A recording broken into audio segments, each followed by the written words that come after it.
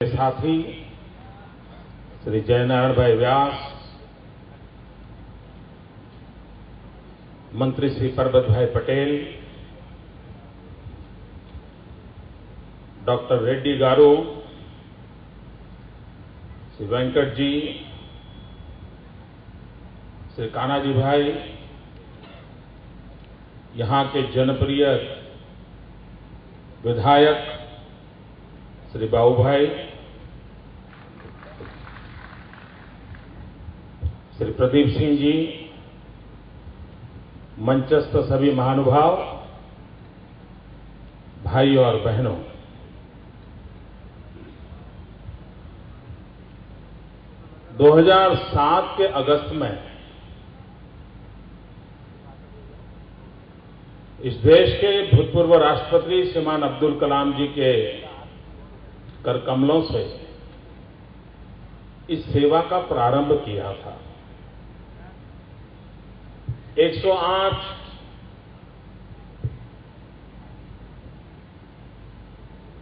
ये नंबर भी लोगों के लिए नया था। लोगों को 108 याद रहे इसलिए एडवर्टाइजिंग करना पड़ता था। मैं खुद टीवी पर लोगों को 108 की कथा सुनाता था आकर के, ताकि लोग इससे परिचित हो। मित्र, आज मैं दुख से एक बात बताना चाहता हूं, बड़ी पीड़ा के साथ कहना चाहता हूं। अगस्त 2007 में जब 108 का प्रारंभ किया और दिसंबर में चुनाव होने वाला था,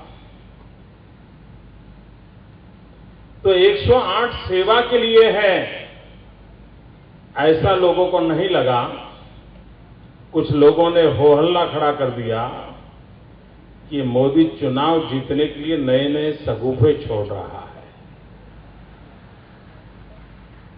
कुछ लोगों ने बड़ी बड़ी हेडलाइन लगा दी कि मोदी 108 नंबर के चश्मे पहना रहा है, ये चुनाव जीतने का एक नया मोदी का नुस्खा है।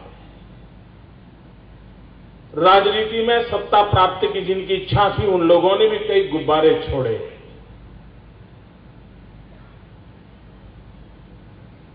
जिन जिन लोगों ने 2007 के अगस्त से दिसंबर महीने तक इस प्रकार की कथाएं चलाई, उन सबको आज ये समारोह, ये गुजरात कोने में, हर कोने में दौड़ने वाली 108 की गाड़ियां, उसकी सायरन की आवाज, उन गरीब लोगों की जो सेवा हुई है, उनके आशीर्वाद, ये झूठ फैलाने वालों को जवाब के रूप में मिल चुके हैं।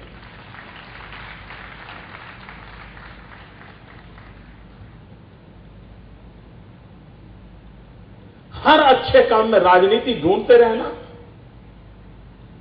हर पवित्र काम को राजनीति के तराजू से तोड़ना, एक ऐसी विकृत मानसिकता ने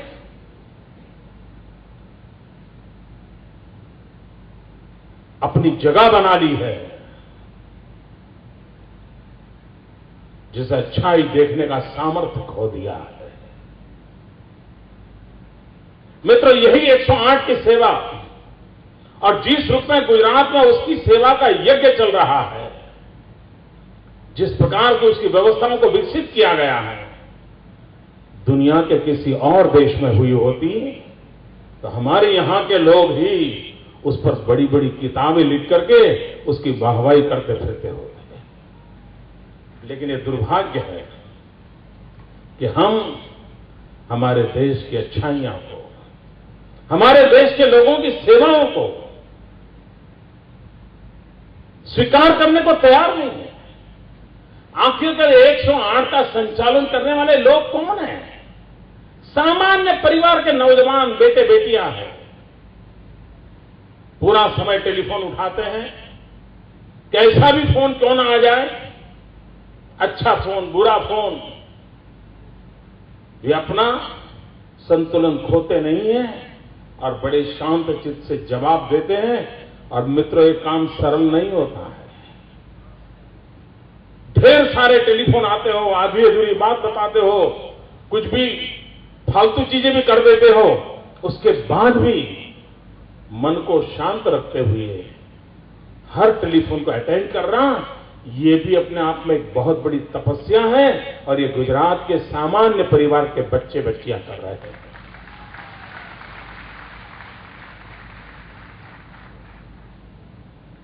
मित्रों, हमारा सीना फूल रहा है कि मेरे गुजरात के पास ऐसे नौजवान हैं जो दुख और दर्द की बेला में कोई भी संकट को उठाने के लिए तैयार है। भाई पार्थसारथी को आपने देखा,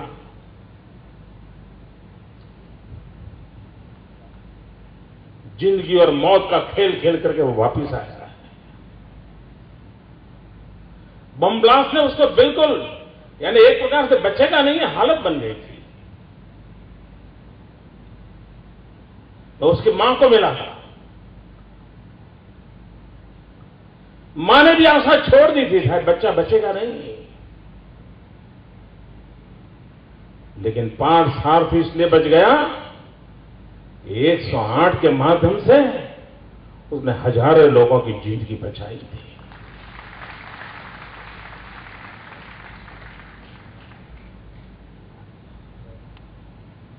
अगर निस्वार्थ भाव से सेवा का यज्ञ होता है तो ईश्वर भी साथ देता है, ईश्वर भी साथ में खड़ा हो जाता है।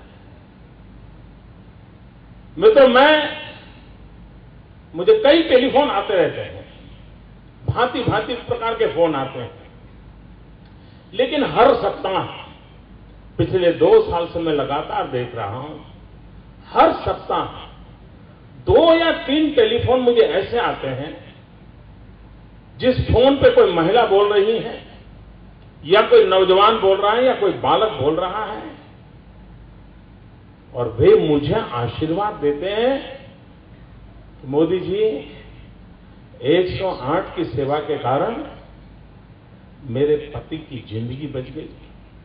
कोई कहता है मेरे पिताजी की जिंदगी बच गई, कोई कहता है मेरी पत्नी की जिंदगी बच गई, कोई कहता है मेरा नौजवान बेटा बच गया, और इसके लिए हम आशीर्वाद देते हैं। मित्रों, ये जो इतने आशीर्वाद लोगों ने मुझे दिए हैं, जितनी प्रेम वर्षा इन सब लोगों ने, जिन्होंने 108 की सेवा मिली है, उन्होंने मुझ पर प्रेम वर्षा की है, मुझे आशीर्वाद दिए हैं, मैं उसका सच्चा हकदार नहीं। उन आशीर्वाद के जो हकदार है वो 108 को लेकर के दौड़ने वाले, पेशेंट की जिंदगी को बचाने के लिए जी जान से खपने वाले,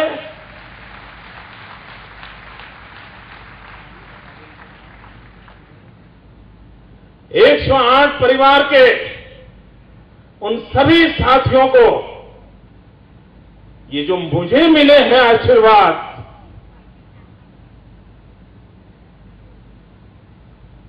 आपके चरणों में समर्पित करता हूं।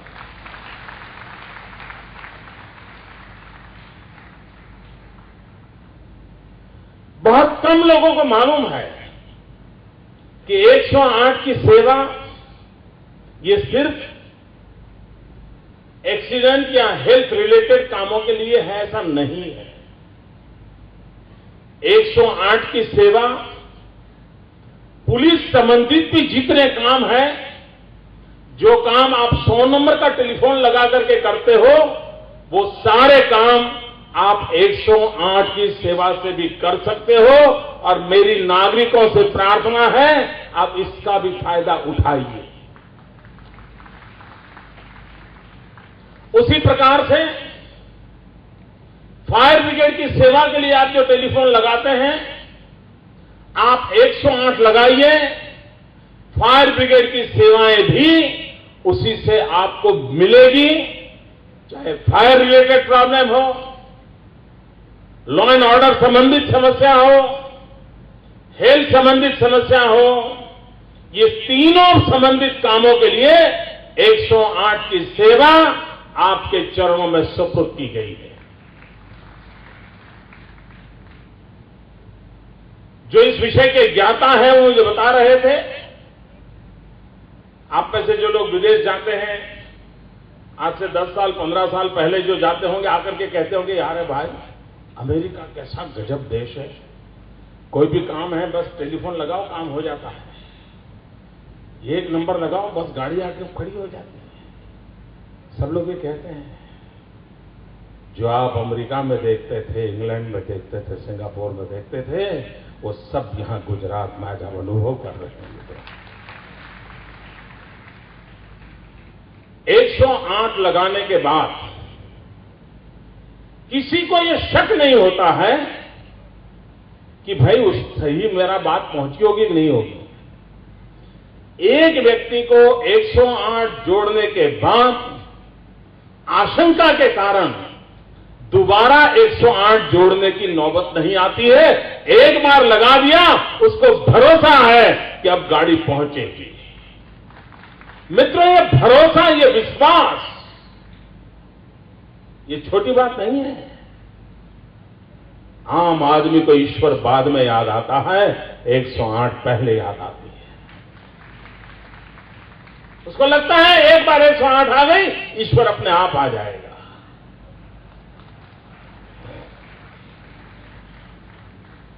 मित्रों, आमतौर पर एम्बुलेंस की छवि क्या रही है? आज से 10 साल पहले डेड बॉडी वैन और एम्बुलेंस दोनों में फर्क करना मुश्किल था। दोनों एक जैसी लगती थी। और एम्बुलेंस की जरूरत हो, आप टेलीफोन करोगे, वो उठाएगा नहीं उठाएगा गारंटी नहीं। उठाएगा तो कहेगा इधर नहीं उधर करो, उधर किया तो वो कहेगा अरे भाई सुबह सुबह क्यों परेशान कर रहे हो, 10 बजे करना। ड्राइवर है, पेट्रोल नहीं है, गाड़ी खड़ी है, टायर ठीक नहीं है, इंसान मर रहा है और एम्बुलेंस पहुंचने में 2 घंटे, 4 घंटे, 6 घंटे। और फिर भी हमारा देश इन सब चीजों को सहता था।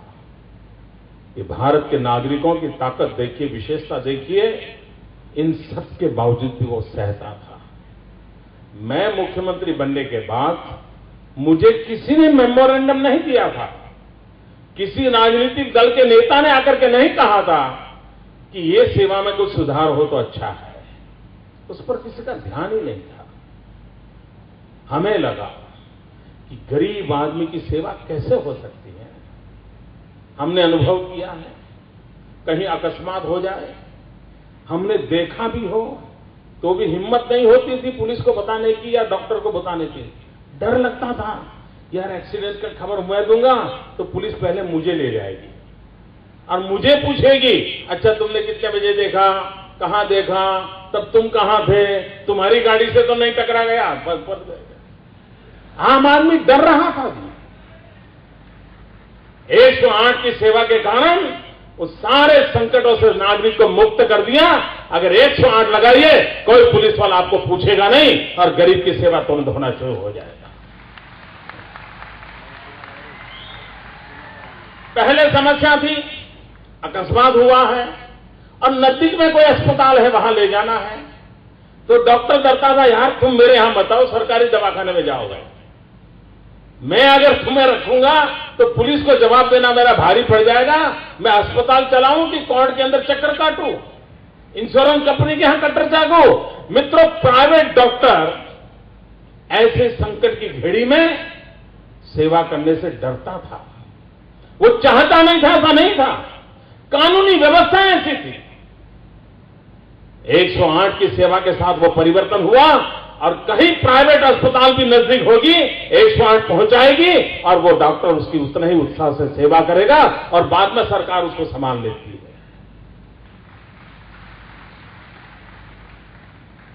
मित्रों, किसी अमीर घराने में कोई संकट हो, क्या उसे 108 की जरूरत है? किसी सुखी परिवार में मुसीबत आ जाए, उसे 108 की जरूरत है? बिल्कुल जरूरत नहीं है। उसकी तो खुद की गाड़ियों के ढेर खड़े हैं जी। उसको तो दवा हॉस्पिटल जाना नहीं पड़ रहा है, 10 डॉक्टर आके खड़े होकर की ताकत होती है। वो तो एयर एम्बुलेंस लेकर के दुनिया के किसी भी कोने में जाकर के अपना उपचार करवा सकता है। ये सेवा किसके लिए है? मित्रों, कोई गरीब आदमी फुटपाथ के पास खड़ा है और बेचारे को तकलीफ हुई, वो ऑटो रिक्शा वाले को खड़ा करके कहेगा कि मुझे जरा ले जाओ, तो ऑटो रिक्शा वाला भी कहता है नहीं, बताओ तुम्हारे पास पैसे हैं, पहले पेमेंट दो, ऑटो रिक्शा का किराया पहले दो, तब जाकर के सिविल अस्पताल ले जाऊंगा। मित्रों, ऑटो रिक्शा वाला भी बिना पैसे बिठाता नहीं है, बीमार आदमी को भी नहीं बिठाता है। ये गरीबों की सेवा के लिए है, एक नया पैसा किसी से लिया नहीं जाता है। मित्रों, मुझे एक बात और भी आनंद से कहनी है। मेरे पास अब तक ऐसी एक भी शिकायत नहीं आई है जिसमें किसी 108 ने पहुंच करके ये कहा हो कि मैं ले तो जाऊंगा लेकिन चाय पान के 10 रुपया दो।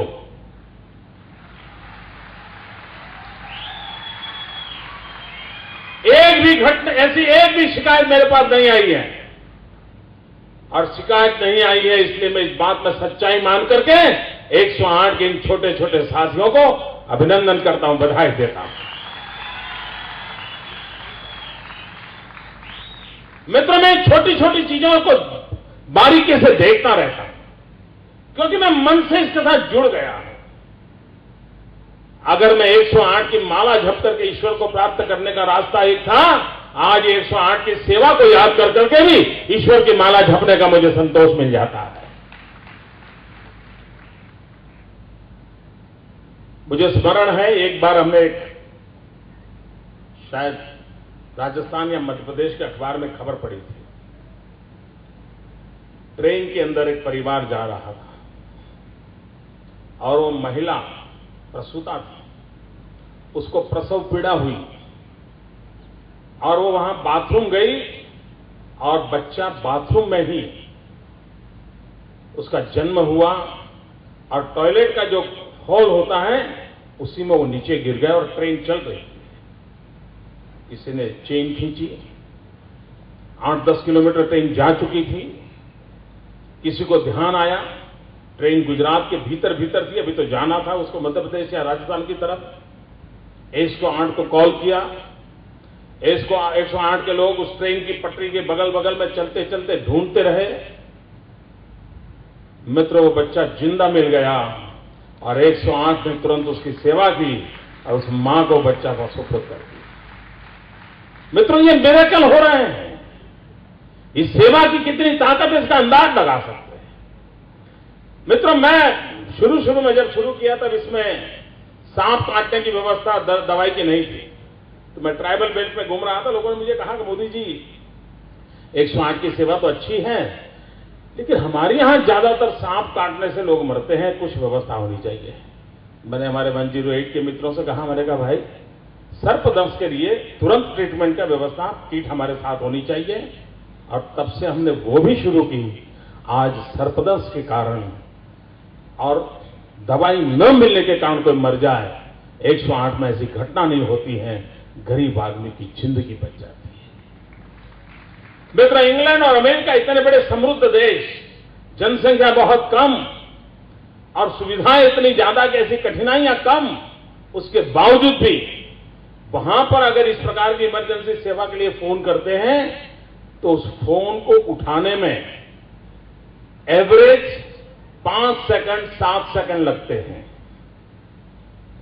हमारे यहां रिकॉर्ड है गुजरात का कि 94% फोन ऐसे हैं जो आधी रिंग में उठा लिए गए हैं। आधी रिंग में उठा लिए गए, आधी सेकंड नहीं लगने देते। मित्रों, ये जो प्रॉम्प्ट सेवाएं हैं, ये जो वर्क कल्चर पैदा किया है, इसका लाभ उसके कारण मिलता है। लाखों की जिंदगी बच रही है। करीब 15 लाख लोगों की सेवा ये छोटी घटना नहीं है मित्रों। छोटे किसी देश से भी जनसंख्या ज्यादा है। और मित्रों, ये सेवा सिर्फ अहमदाबाद में नहीं मिल रही है। आप दाहोद जाइए, उच्छल निझर जाइए, गुजरात के किसी भी कोने में जाइए, 108 को अगर कॉल किया, एवरेज 13 मिनट के अंदर 108 की सेवा उपलब्ध हो जाती है। किसी भी कोने में, रास्ता कच्चा हो या पक्का हो, पहाड़ी हो या रेगिस्तान हो, 13 मिनट के भीतर भीतर 108 आकर के खड़ी हो जाती हैं। ये हमने लक्ष्यांक प्राप्त किया है। धीरे धीरे हम इसे और भी कम करना चाहते हैं।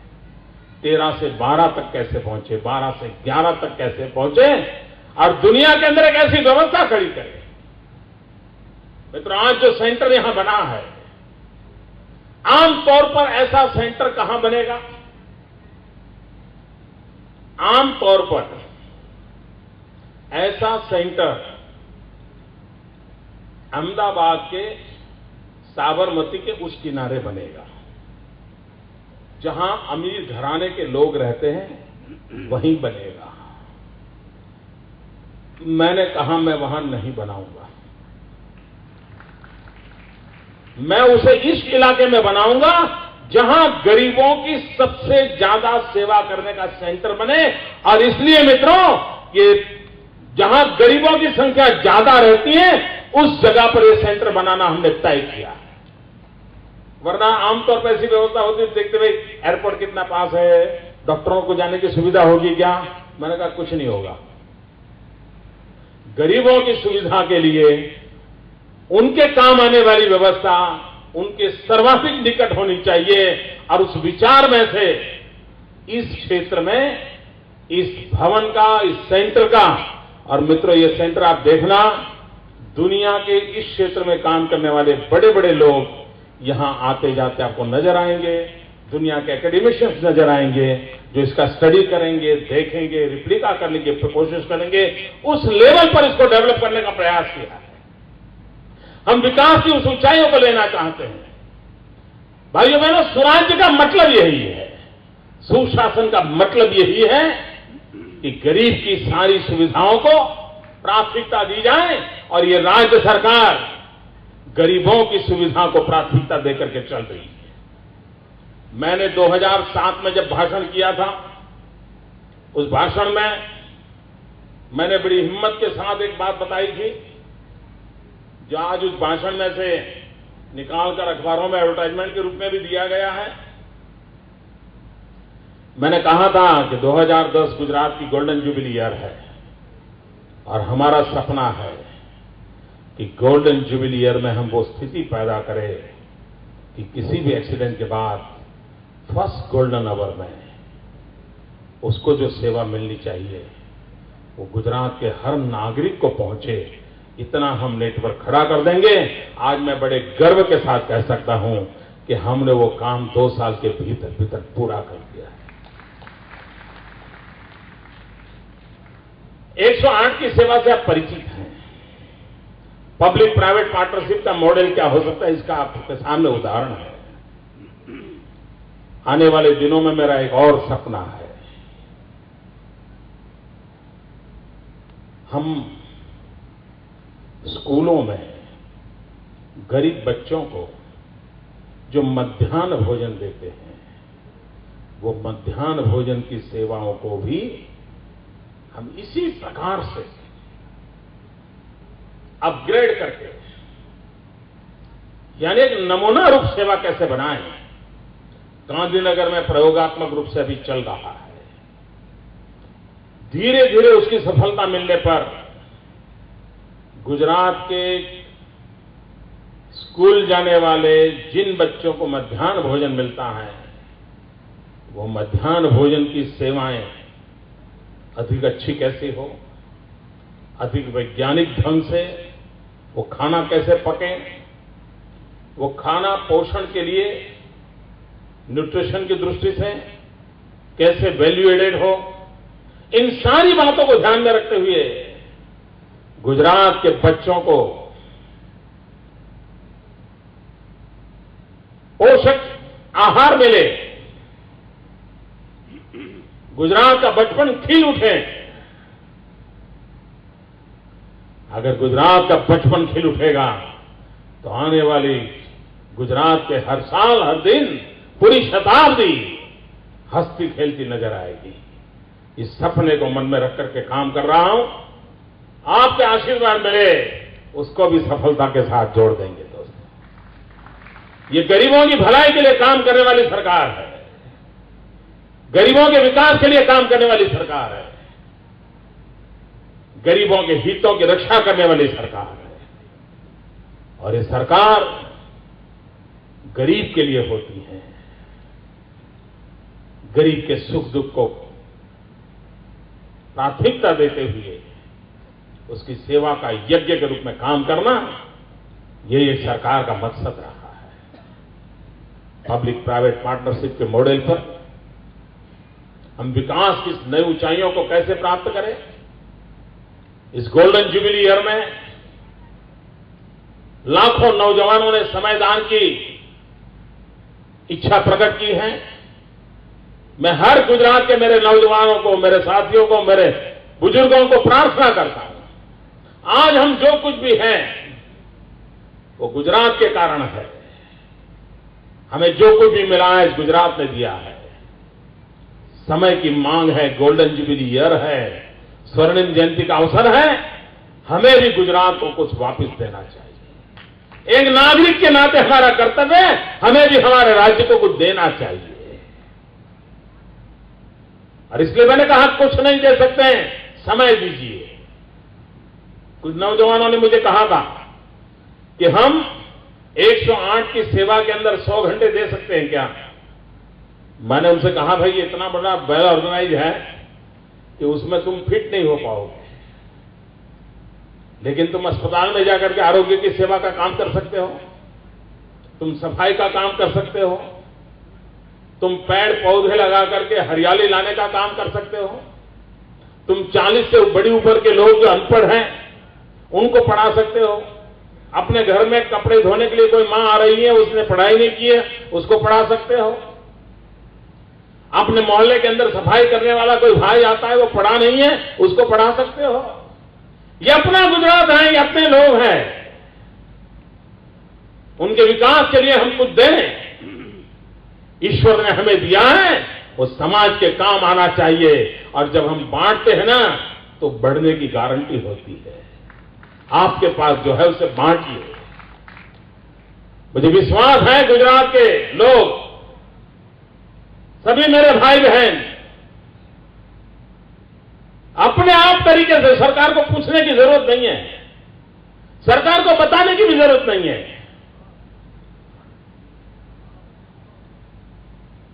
अपनी मर्जी से कुछ न कुछ समाज के लिए करना। आप समयदान दीजिए, और अगर समयदान देते समय ये करूं या न करूं ये दुविधा होती हो, मैं क्यों करूं ये सवाल उठता हो, तो रास्ते में आती जाती 108 को देख लीजिए, सेवा करने की आपको अपने आप प्रेरणा मिल जाएगी। दोस्तों, मैं फिर एक बार 108 परिवार के सभी मेरे साथियों को बहुत बहुत बधाई देता हूं, बहुत बहुत अभिनंदन करता हूं। आज और नई 50 गाड़ियां हम दे रहे हैं और काफिला बढ़ता ही जा रहा है।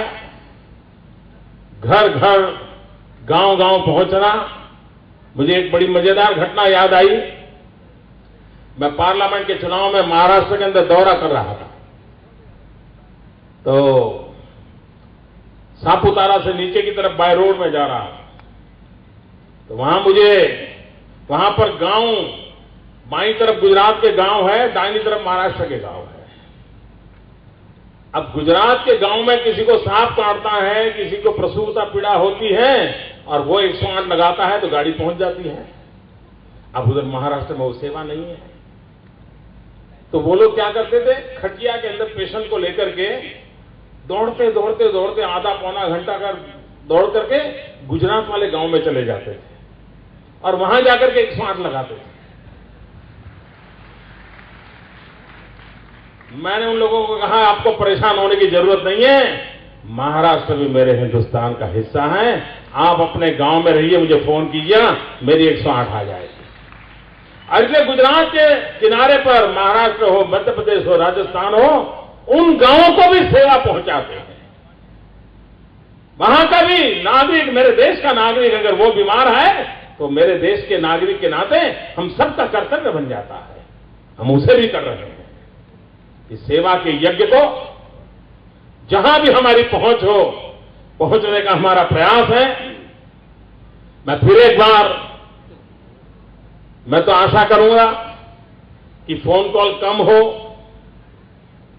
एक्सीडेंट कम हो, किसी को कोई तकलीफ न हो। हम तो ऐसे भी दिन का इंतजार करें कि 108 की जरूरत ही न पड़े।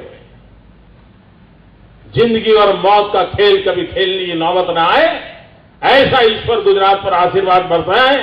इस एक भावना को लेकर के आगे चलें।